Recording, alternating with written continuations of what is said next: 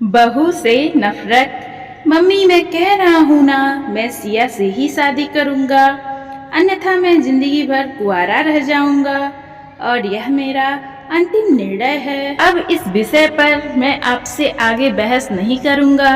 तभी अनुभव की मम्मी रमा जी ने कहा, बेटा तू समझता क्यों नहीं, हमने तेरे सामने सिया की जन्म कुंडली पंडित जी को दिखाई थी ना, और उन्होंने सिया की कुंडली में मांगलिक दोष बताया है। अब तू बता, सब कुछ पता होते हुए हम तेरी शादी एक मांगलिक लड़की से कैसे कर दें? तू जानता नहीं कि मांगलिक दोष वाले की जीवन साथी की मौत जल्दी हो जाया करती है, इसीलिए तुझे मैं समझा रही हूँ, तू भूल जा सिया को। माँ जी ने अनुभव को बहुत समझाया, पर अभिनव का कहना था कि जब मैंने सिया से प्यार किया था तब मैंने उसके साथ प्यार करते हुए जन्म कुंडली का मिलान नहीं किया था, ना ही मैं इन मिलानों को मानता हूँ। इसलिए अब बस मैं शादी करूँगा तो सिर्फ सिया से, यह मेरा आखिरी फैसला है।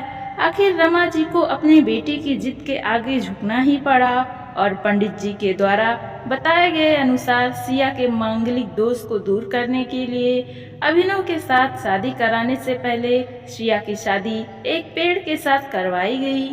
और उसके बाद सिया ने अभिनव से शादी करी। सिया दुल्हन बनकर अभिनव के घर आई, पर रमा जी को सिया का मांगलिक होना अभी भी खटक रहा था और रमा जी उसे दिल से नहीं अपना पा रही थी, और घर में कुछ भी परेशानी आती तो उसका दोष सिया को ही दिया जाता। लेकिन सिया पढ़ी लिखी संस्कारी लड़की थी और अपनी सासू माँ से मिलने इस बेवजह आरोपों को अपने दिल से नहीं लगाती, और ऐसे ही ससुराल में उसके दिन कट रहे थे। एक दिन अभिनव ऑफिस से जल्दी घर आ जाता है, तब रमा जी ने उससे पूछा, बेटा आज जल्दी कैसे आ गया? तब उन्होंने बताया, माँ आज सुबह से ही सिर दर्द और बहुत कमजोरी आ रही है, इसीलिए ऑफिस में काम करने की हिम्मत ही नहीं हुई मेरी। तब रमा जी कहा, चल बेटा जल्दी कर, हमें डॉक्टर के पास चलना चाहिए। तब अभिनव और रमा जी ने डॉक्टर को दिखाने गए। डॉक्टर को दिखाने के बाद मालूम पड़ा कि अभिनव को पीलिया हो गया है, और दोनों जैसे ही घर लौटते रमा जी ने घर को सिर पर उठा लिया और कहने लगी, जब से यह लड़की हमारे घर में आई है तब से हमारे घर में परेशानी और बीमारियां भी साथ में लेकर आई है। इसके कदम ही अशुभ हैं। अब देखो इसका मांगलिक दोष हमारे बेटे पर भी असर करने लग गया है। कल को अगर मेरी बेटी को कुछ हो गया तो कौन जिम्मेदार होगा? तभी सिया ने कहा, मम्मी जी प्लीज, और कितना नीचा दिखाएंगी मुझे? आज तक मैं चुप रही क्योंकि पापा ने यही सिखाया था कि बड़ों के आगे ससुराल में जवाब मत देना, पर आप तो अपने हद ही पार कर रही हैं। अगर मैं आज नहीं बोली तो जिंदगी भर खुद को माफ नहीं कर पाऊंगी। मम्मी जी ने अगर आप पंडित जी पर भरोसा नहीं करती थी तो उनके कहे अनुसार आपने अपने सारी मांगलिक दोष निवारण की विधि क्यों कराई? क्यों पहले आपने मेरी पेट से शादी कराई? दोष मेरा मांगलिक होना नहीं है, बल्कि दोष मेरा आपकी बहू होना है, क्योंकि घर में न जाने अनजाने में कुछ भी परेशानी आती है उसको आप मुझे जोड़ देती हैं। और जब कोई सास अपनी बहू से सिर्फ नफरत कर रही होती है तब यह बहू दोस्त बेटे बहू को नहीं पूरे परिवार को परेशानी में डाल देता है, और इस बहू दोस्त से मुक्ति भी सिर्फ सास ही दिलवा सकती है।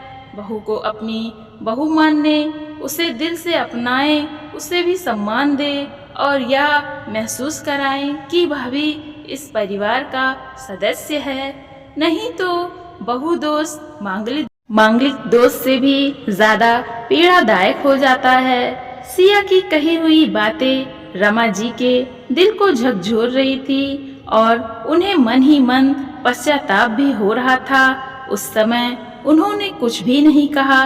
थोड़े दिन बाद अभिनव बिल्कुल ठीक हो गया और ऑफिस जाने लगा, और 1 महीने बाद अभिनव की सैलरी भी बढ़ गई।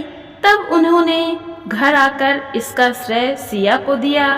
तो रमा जी बोली, हाँ सही है बेटा, तू तो सारा श्रेय बहू को ही देगा।